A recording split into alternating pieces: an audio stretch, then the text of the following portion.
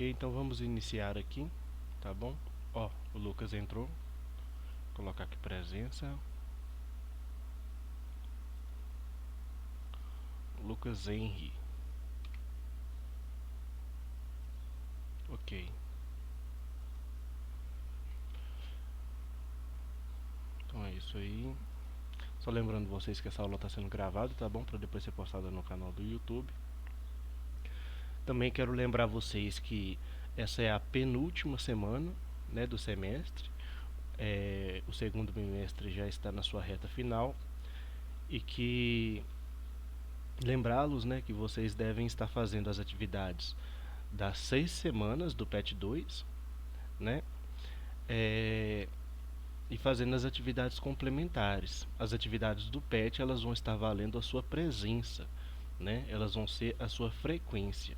E as atividades complementares, elas vão valer pontos, elas vão ser pontuadas, né? Através delas, vocês serão avaliados também. As atividades complementares, que são essas atividades do livro, né? Que são corrigidas aí, elas estão no valor de 8 pontos. E as atividades do PET, elas valem a sua frequência, ok? E também já está disponível no Conexão Escola a prova bimestral de vocês, ok? Essa prova bimestral, elas são 12 questões fechadas, tá bom? Cada uma no valor de 1 ponto. Então, ao todo, são 12 pontos aí, né? Na prova bimestral de vocês. Recomendo que vocês façam. O prazo é até dia 13, tá bom? Dia 13 todos os formulários vão estar sendo fechados para que eu possa fazer as correções e o fechamento aqui do bimestre, tá bom? Então vamos lá, né, pessoal? Semana passada a gente estava fazendo a correção da semana 4 do PET, né? E hoje nós vamos fazer a correção aqui da atividade complementar das semanas 3 e 4 do segundo PET. Essa atividade complementar vocês encontram nas questões 4 e 5 da página 209 e nas questões do leitura e escrita em história da página 210, ok? Então vamos lá. Aqui a questão 4, ela vai trazer o seguinte enunciado: a transferência da corte para a América, a transferência da corte trouxe para a América portuguesa a família real e o governo da metrópole. Trouxe também, e sobretudo, boa parte do aparato administrativo português. Personalidades diversas e funcionários régios continuaram embarcando para o Brasil atrás da corte, dos seus empregos e dos seus parentes após o ano de 1808. Ok? Então está falando aí, né, sobre as mudanças, os impactos que foram gerados pela transferência da corte portuguesa de Portugal para o Brasil, né, fugindo da ameaça napoleônica. Então vamos lá. Os fatos apresentados se relacionam ao processo de independência da América Portuguesa por terem. Ou seja, aqui está pedindo, né, pessoal, por que essa transferência da corte portuguesa, por que o início desse período, que a gente chama de período joanino, vai influenciar a independência do Brasil, a independência da América Portuguesa, né? Então vamos lá. A resposta certa seria a letra B, porque essa mudança ela enfraqueceu o pacto de dominação metropolitana. Como que ocorreu esse enfraquecimento? Dom João VI, quando chegou aqui no Brasil, né, ele começou a implantar algumas políticas. Entre elas, ele fez a abertura dos portos às nações amigas, né, onde ele concedeu facilitações alfandegárias, né, para importação de produtos de outros países, ou seja, agora o Brasil ele vai poder fazer comércio com outros países e não só mais com Portugal, não só mais com a metrópole, né? A gente lembra que o Pacto Colonial ele impunha que as colônias só pudessem fazer comércio com as suas metrópoles, né? E agora o Brasil já estava em outra situação. O Brasil poderia fazer comércio com qualquer nação que tivesse boas relações com Portugal. E dentro desse contexto aí, né, quem vai lucrar mais vai ser a Inglaterra, porque a Inglaterra ela vai ter laços fortes comerciais, né, com Portugal. Inclusive vai ser a Inglaterra que vai financiar, né, a transferência da corte portuguesa de Portugal para o Brasil, né, de Lisboa para o Rio de Janeiro. E isso aí vai gerar vantagens comerciais depois, né, posteriormente, dentro dessa política de abertura dos portos às nações amigas para a Inglaterra. Inclusive os impostos que os produtos ingleses pagavam, né, as taxas alfandegárias que os produtos ingleses pagavam para entrar aqui no Brasil eram menores do que os próprios produtos portugueses. Ou seja, no fim das contas, né, o produto inglês ele saía mais barato do que o produto português aqui, né, naquela época. E devido a isso, né, consequentemente a isso, o Brasil ele vai receber uma enxurrada de produtos ingleses, né? E isso aí vai começar a mudar a dinâmica comercial, a dinâmica inclusive administrativa, né? Dentro aqui da colônia brasileira. Outro ponto também vai ser quando o Brasil se torna Reino Unido a Portugal e Algarves, que é quando o Brasil, né, em 1815, Dom João vai voltar em 1821, mas em 1815 ele declara o Brasil Reino Unido a Portugal e Algarves. E agora o Brasil vai se tornar então, né, parte de Portugal. O Brasil vai deixar de ser uma colônia de Portugal, um território de exploração de Portugal, e vai se tornar um estado português com os mesmos direitos, com as mesmas leis, né? E isso tudo vai tornar o Brasil cada vez mais competitivo comercialmente. Vai chegar um momento aí, né, que o Brasil ele vai ter alcançado um bom status comercial e a volta de Dom João VI para Portugal na Revolução do Porto, né, em decorrência da Revolução do Porto, vai exigir que o Brasil volte a ser uma colônia, que o Brasil deixe de ser um território de Portugal, que todas essas políticas tomadas aí por Dom João VI no período que ele esteve aqui no Brasil fossem canceladas. E isso vai gerar uma grande insatisfação, né? Dom Pedro I já estava aqui, Dom João resolveu deixar o seu filho aqui para manter um elo entre o Brasil e Portugal. Acredita-se que Dom João já tinha já uma noção de que a qualquer momento o Brasil poderia declarar a sua independência, né? Que isso era meio que inevitável, uma vez que os Estados Unidos eram independentes, uma vez que todas as colônias espanholas, né, se tornaram independentes, principalmente por influência da dominação de Napoleão sobre a Espanha, né, que enfraqueceu o domínio espanhol sobre as suas colônias aqui na América. Então o Brasil estava cercado de repúblicas independentes e em algum momento isso aí ia acabar gerando uma influência, né? Mas o Brasil vai sim de fato se tornar independente, mas só vai se tornar uma república muito tempo depois, né, em 1889. Mas então seria a letra B, né, enfraquecer o pacto de dominação metropolitana. Aqui é a questão 5. Vamos lá. A emancipação política do Brasil deu-se no contexto de insatisfações portuguesas, diante da atitude protelária de Dom João VI. Ok? Ou seja, a emancipação, a separação do Brasil, a independência do Brasil, ela se deu dentro desse contexto, né? Porque Portugal já estava insatisfeito, já estava inconformado com essa situação. Porque vamos imaginar, Portugal foi invadido por Napoleão, sim, de fato, né? Na ocasião que levou a fuga da corte real para o Brasil. Só que Portugal não ficou sem administração, ela ficou sob o poder de um lord inglês, o que de certa forma é meio que uma afronta, né, a um país monarquista, por tradição, ser governado por um lord inglês, né? Enquanto Dom João e a sua família, a corte real, estava no Brasil. Em 1815, mais ou menos, né, já não havia mais ameaça napoleônica no território de Portugal. Mas mesmo assim, Dom João não volta para Portugal. Ele permanece aqui no Brasil, né?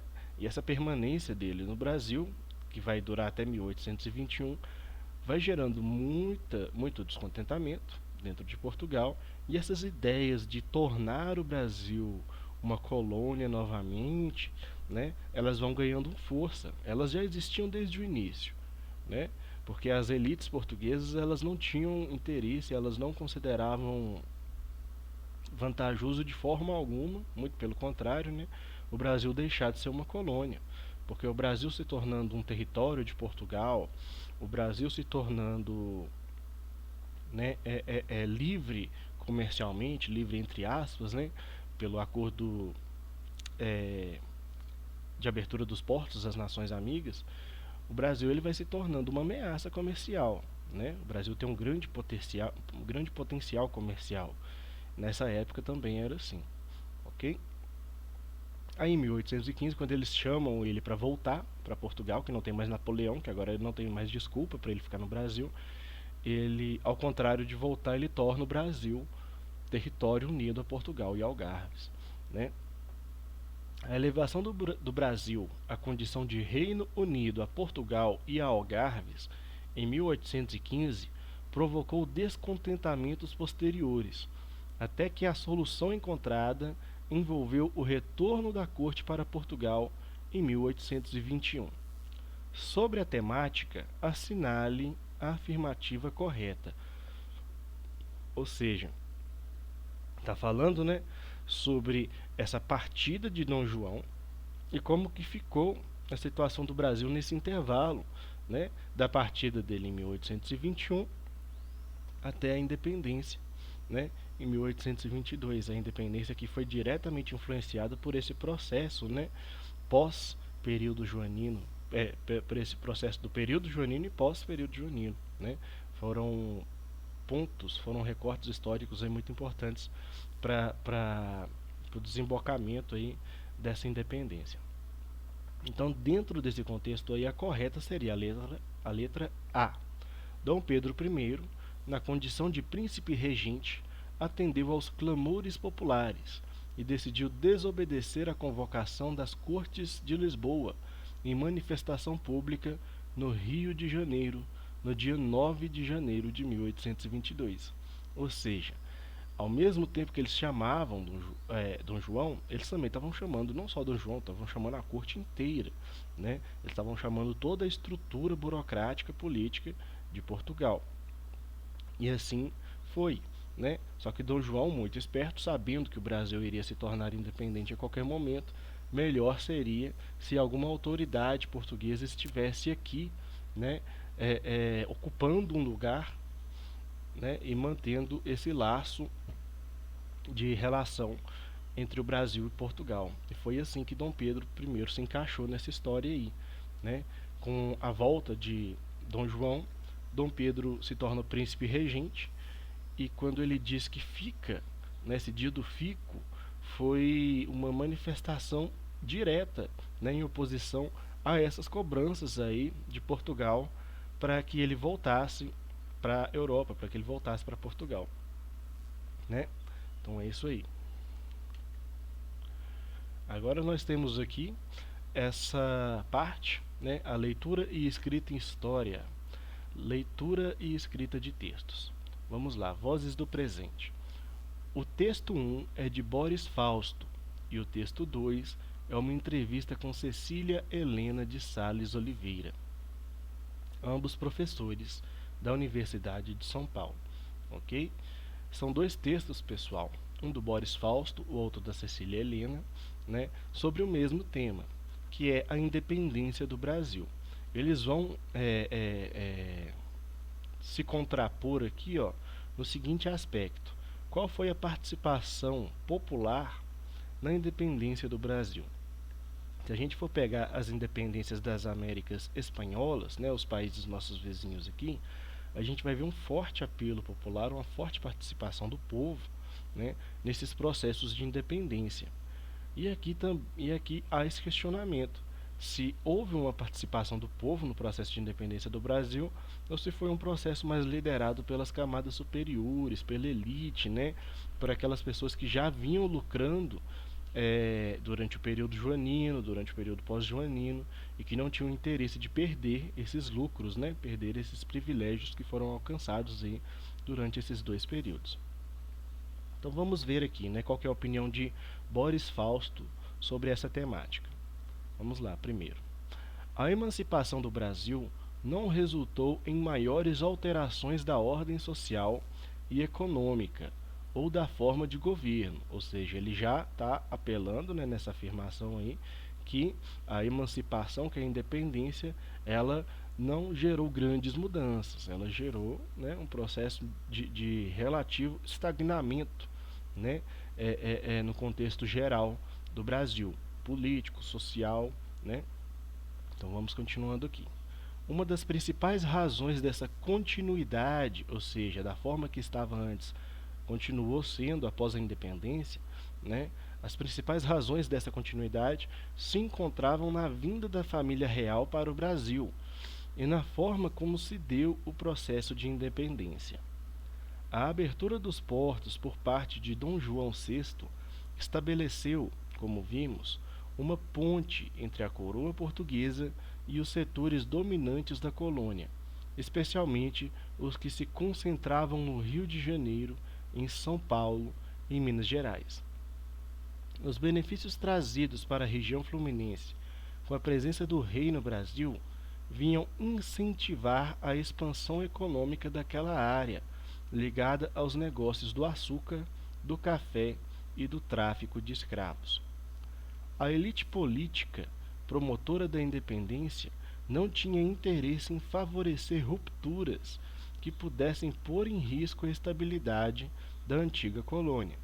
É significativo que os esforços pela autonomia que desembocaram na independência concentraram-se na figura do rei e depois na figura do príncipe regente. Ok? Então ele está dizendo nada mais, nada menos, né, que tudo o que aconteceu, que levou até a independência, né, está ligado ao período joanino e depois à ação, né, de Dom Pedro I como príncipe regente. Né? Então, de certa forma, foram eles que puxaram o carro da independência aqui no Brasil, né? E seguido por esses três estados, né? Que seriam Rio de Janeiro, São Paulo e Minas Gerais, os principais beneficiados aí, né? Durante o período joanino e durante o período pós-joanino, aí o período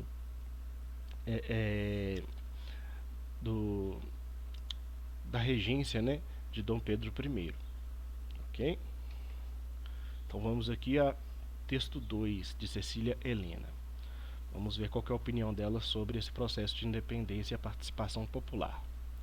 Em primeiro lugar, é preciso desmistificar a ideia de que a independência foi feita sobre o signo da continuidade e a organização do império carregava as marcas da monarquia portuguesa e das tradições coloniais, ou seja, aqui ela está falando, né, que o Brasil independente, que esse processo de independência, ele não estava ligado diretamente, né, a essa continuidade, a essa presença da monarquia. O Brasil, segundo a visão dela, né, posso afirmar aqui das minhas palavras, que o Brasil estava fadado a se tornar independente hora ou outra, né? Só aconteceu que ele se tornasse independente dentro desse contexto aí em que havia uma forte presença, uma presença maior da corte portuguesa aqui no Brasil, mas que essa independência iria chegar, ela iria. Continuando aqui, o estudo das lutas sociais entre 1820 e 1824 permite compreender a ruptura que a independência assinalou em relação ao antigo regime e à monarquia absolutista portuguesa. Em segundo lugar, quando se leva em conta o intenso debate político da época e o envolvimento de diferenciados setores sociais nessas discussões, é possível perceber com clareza que o momento da independência representou, pela primeira vez no Brasil, a elaboração prática de princípios do liberalismo, definidores de relações de dominação social burguesa, e que a escravidão não era incompatível com a nova ordem social que então se configurava. Ou seja, né, ela está falando que houve uma participação, houve um debate popular, né, diferentes setores da sociedade já vinham se articulando, né, para tornar o Brasil independente, fazer esse desligamento, né, do Brasil à corte, à política portuguesa, né? Então tudo isso aí é defendido por ela. O que procuro apontar é que a independência teve enorme importância enquanto marco decisivo da formação do Estado liberal no Brasil. Ou seja, aqui ela dá destaque, né, às ideias liberais, as ideias que foram criadas no contexto, né, do iluminismo. Essas ideias iluministas, elas influenciaram diversos processos de independência aqui na América. A independência dos Estados Unidos, né, que era dominada pela Inglaterra, teve uma influência das ideias iluministas, a influência sobre a independência do Haiti, né, que era uma colônia francesa, também teve uma, um peso muito grande, né, a propagação dessas ideias iluministas. E a mesma coisa aqui no Brasil, que essas ideias já vinham né, sendo disseminadas há muito tempo, né? Lá em 1700 a gente já vê já a Inconfidência Mineira, que vai ser um processo fortemente ligado à propagação dos ideais iluministas, né? Então é isso aí. Vamos lá. Agora vamos contrapor esses dois autores. A letra A. Qual é o significado da independência para o autor do texto 1? Ou seja, como que Boris Fausto enxerga esse processo de independência? O que a gente pode estar respondendo aqui, pessoal? Para Boris Fausto, a independência não resultou em mudanças significativas na área socioeconômica ou política. Até mesmo a monarquia, forma de governo vigente no Brasil antes da emancipação política, manteve-se. Portanto, para esse autor, a independência se fez sobre o signo da continuidade. Na história, pessoal, a gente tem sempre esses dois opostos, né? Vez ou outra, quando a gente estuda algum processo histórico, a gente sempre tem que se perguntar sobre esses dois pontos. Se está havendo continuidade, ou seja, se as estruturas políticas e sociais que existiam antes, elas se mantêm ainda naquele processo histórico que você está estudando, ou se houve ruptura, né? Se houve uma mudança nessas estruturas, né? Ele aqui está defendendo que houve uma continuidade. O Brasil continuou sendo uma monarquia, a diferença é que agora é uma monarquia independente. Os grupos que eram beneficiados continuaram sendo beneficiados. Os grupos que eram preteridos continuaram sendo preteridos, né? Não só nas províncias, não só os estados que não recebiam tantas vantagens, individualmente, as classes sociais mesmo, né? A estrutura social se manteve bem estagnada durante esse processo de independência. Outro ponto também que a gente pode citar é a escravidão. Não houve nenhuma gesticulação a favor ou contra a, a escravidão, né? A escravidão se manteve no Brasil. Então, para ele, houve uma continuidade aí nesse processo. A letra B. Ainda para o autor do texto 1, quais foram os grupos sociais beneficiados pela instalação da corte de Dom João no Rio de Janeiro? Né, seriam aquelas 3 províncias que eu citei para vocês. Vamos ver aqui. Segundo o autor, a mudança da corte joanina para o Rio de Janeiro beneficiou, sobretudo, as elites de São Paulo, Minas Gerais e Rio de Janeiro, que até então eram os principais centros produtivos, né? Estudos recentes indicam que, na passagem do século XVIII para o século XIX, os mercadores de escravos estavam entre os homens mais ricos das praças do Rio de Janeiro e de Salvador, né? Então, como é que eu posso dizer? Os campos do mercado que antes davam lucro, né, antes da independência continuaram sendo os mesmos, né? O lucro ele continuou vindo pela, pelo tráfico de escravos, né? E por outros meios aí também, ok? Então essas três principais províncias aí, né? São Paulo, Rio de Janeiro e Minas Gerais vão ser as que mais lucraram aí, né? Dentro desse processo de independência, porque elas já vinham já ocupando essa posição beneficiária e eles a mantiveram, ok? Com o processo de independência. Só um minutinho, pessoal, que eu ouvi um som aqui, acho que é o WhatsApp. Já volto. Deixa eu desligar o som aqui. Ok.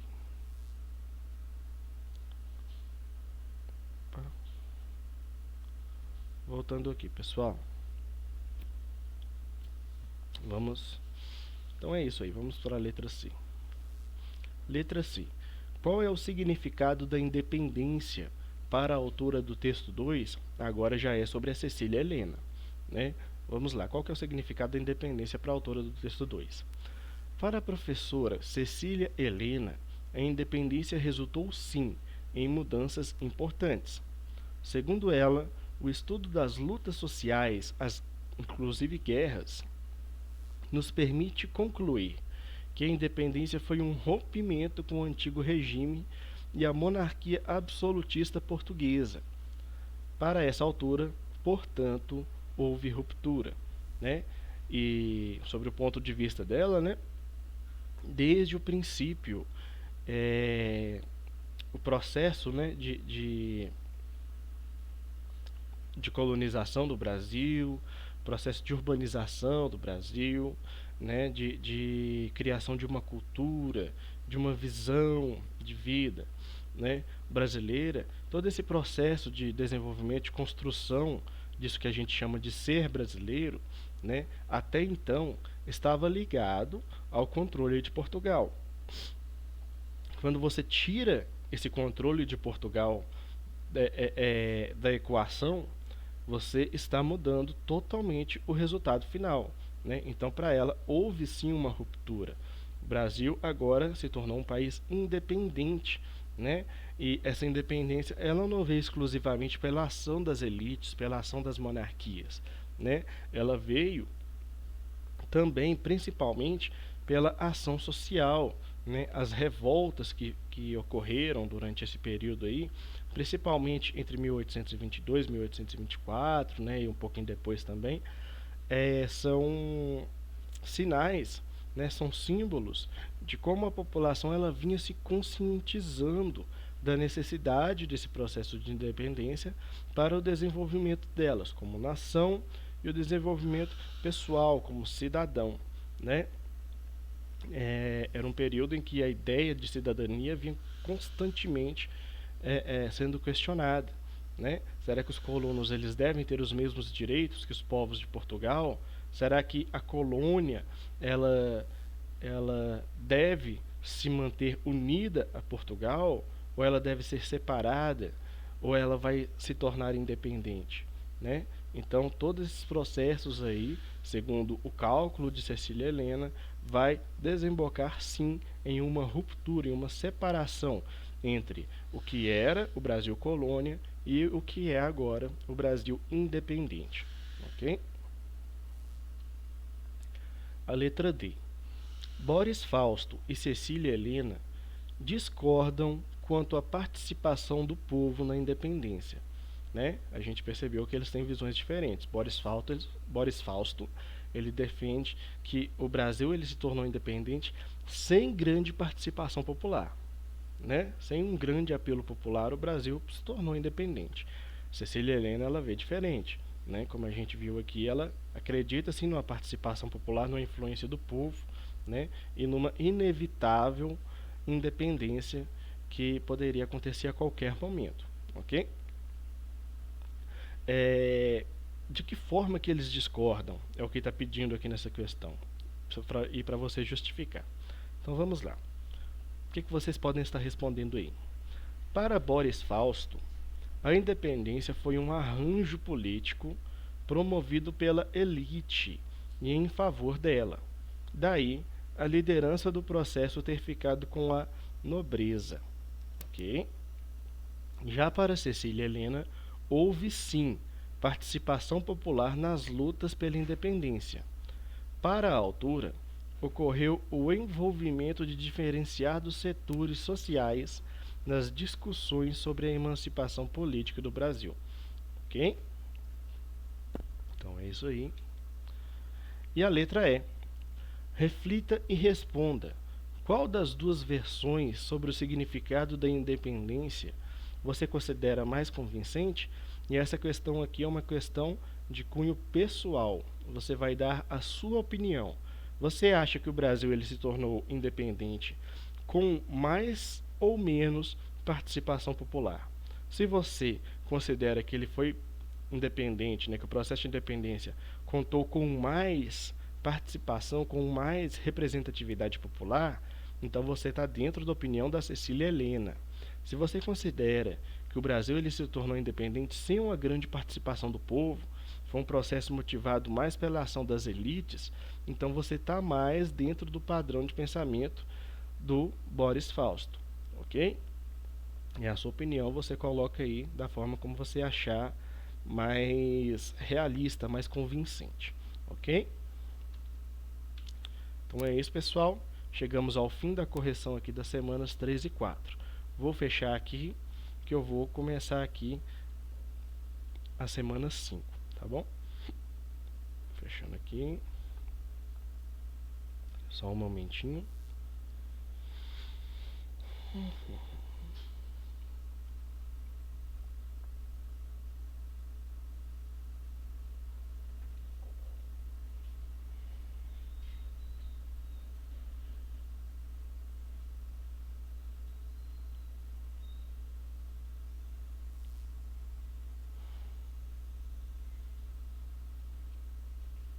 Ok. Vocês estão conseguindo ver o slide aí? Sim. Sim. Beleza. Então vamos lá.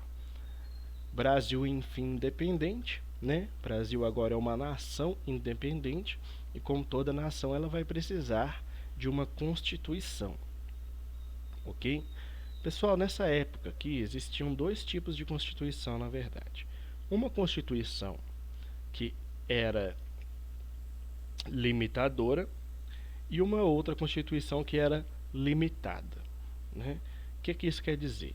A constituição limitadora é aquela que vai limitar a atuação, vai limitar os poderes dos reis, né? É o que aconteceu com Dom João VI, quando ele voltou do Brasil para Portugal. Portugal tinha uma constituição que era limitada, né, pela atuação do rei, ou seja, o rei era absolutista. Havia uma constituição no país, havia um conjunto de leis, né, nesse país, mas o rei ele não tinha que consultar um congresso, ele não tinha que consultar um parlamento para tomar decisões. Ele tinha essa autonomia, né, para tomar as decisões que ele achasse melhor. E ninguém poderia destituí-lo do seu cargo, ninguém poderia castigá-lo pela sua ação, pela sua decisão, né, porque ele era um rei absolutista. Haviam as constituições, havia a Constituição, haviam as leis, né? Mas o rei estava acima delas. Quando ele volta para Portugal, pela decorrência, né, das consequências lá da Revolução do Porto, ele chega a Portugal e é obrigado a assinar uma nova Constituição, que não é mais limitada pelo poder do rei. Ela é limitadora do poder do rei. Ou seja, agora, né, o rei ele só pode atuar dentro daquilo que permite a Constituição, né? Agora não é um rei que dita a forma da Constituição. Agora é a Constituição que vai ditar a forma de governar do rei, né? Então, se o rei ele cometer algum ato que está fora daquilo que está previsto na Constituição, ele está cometendo um ato inconstitucional. Logo, ele pode ser castigado, ele pode ser penalizado, até com a perca, né, da sua autoridade real, do seu cargo como rei. ok? Então existe essa diferença aí. Essa diferença se deu durante o processo do iluminismo, né? E alguns iluministas, eles defendiam que não acabasse a monarquia. A gente vai ver o processo do iluminismo ocorrendo, principalmente dentro da França, né? No contexto da Revolução Francesa. A Revolução Francesa a gente viu que foi um processo revolucionário que levou o governo francês mais para o sentido de uma república. Depois isso vai mudar, depois a gente vai ter a volta da monarquia na França, mas inicialmente se direcionou a França para um governo mais republicano, ok? Mas existiam aqueles pensadores iluministas que defendiam não uma república, mas uma monarquia moderada, uma monarquia esclarecida, o despotismo esclarecido, né? Que era o quê? Que era aquele monarca que ele quer o bem da sua nação, ele quer o bem do seu povo, né? E para alcançar esse bem, ele vai permitir que o povo seja representado por uma constituição. Ou seja, ele vai se colocar abaixo dessa constituição, ele vai se colocar abaixo do interesse do povo, ok? A política ela vai estar a cargo, né, de atender as necessidades da população e não mais atender as necessidades, as vontades, as ambições, os planos, é, é, é, é, o direcionamento ideológico dos reis. Okay? Então, foi surgindo essa diferença aí entre o que a gente chama de uma monarquia absolutista, onde o rei governa acima de Constituição, e as monarquias constitucionalistas, onde o rei vai governar abaixo de uma Constituição. Ok? E aí, dentro desse quadro todo que eu pintei para vocês aqui, a gente vai ter a Constituição de 1824, que é a primeira Constituição do Brasil, a Constituição do Brasil independente, a Constituição de Dom Pedro I, né? Vamos ver o que acontece aqui. Peço que vocês sigam o canal do professor Dimas Antônio. Parte dos conteúdos dessa aula foram embasados nos vídeos dele, né? Se inscrevam, cliquem no sininho, curtam, compartilhem os vídeos dele, ok? E também sigam o meu canal, Professor Edivaldo História. Todos os vídeos das nossas aulas são postados nesse canal, ok? Então, por favor, curta, compartilhe os vídeos, se inscreva no canal, clique no sininho e vamos lá estudar história. Ok, o primeiro slide vai trazer aqui esse texto, né? Você sabe o que é uma Constituição? Vamos lá. Um documento escrito que define a organização política, administrativa e jurídica de um país, ok? Então, a visão política, o direcionamento político, administrativo e jurídico de um país, todo ele está previsto dentro da Constituição, ok? O que é uma Constituição? É a lei suprema de um país. Nenhuma lei pode ser feita fora daquele parâmetro que é determinado pela Constituição. Senão se torna uma lei inconstitucional e não pode ser aplicado. Por isso, pessoal, sempre acontecem, né, dos governantes para aprovarem uma lei, eles terem que aprovar também uma PEC, que é um projeto de emenda constitucional, ou seja, eles vão aumentar um pouco a Constituição para que esse espaço aumentado encaixe uma nova lei que antes não era previsto por ela, né? A gente tem que ficar muito atento à política, sobretudo atualmente, que o termo PEC parece que ficou banalizado. A gente escuta PEC dali, PEC daqui, para todo lado a gente ouve falando em PEC. Sempre tem uma nova PEC tentando ser aprovada ali no estado, né? Ou seja, eles estão remendando, eles estão aumentando, eles estão ampliando o entendimento da nossa Constituição, né? E isso aí é uma ameaça à população, dependendo do contexto. Porque uma PEC que não vai atender aos interesses da população, né, principalmente das classes às quais pertencemos, né, que configuram-se dentre as classes mais baixas, dentro do contexto econômico que representa o Brasil como um todo, essas PECs elas são uma ameaça direta sim, à nossa existência, ao nosso trabalho, né, à nossa atuação como cidadãos. Então temos que ficar bem atentos aí a tudo isso que está acontecendo na política, para que a gente possa se expressar, né, tanto nas ruas, agora não, por causa dessa pandemia, e também nas urnas, né, que é muito importante. Vamos lá. Então, a Constituição é a lei suprema de um país. Isso significa que as demais leis que forem feitas naquele país têm que estar de acordo com a Constituição para poderem ser aplicadas. Ok? No Brasil, depois da proclamação da República, em 15 de novembro de 1889, tivemos 6 constituições, sendo que a primeira foi a de 1891. O Brasil se torna república em 1889, né? Então, 2 anos depois aí a gente tem a Constituição da República.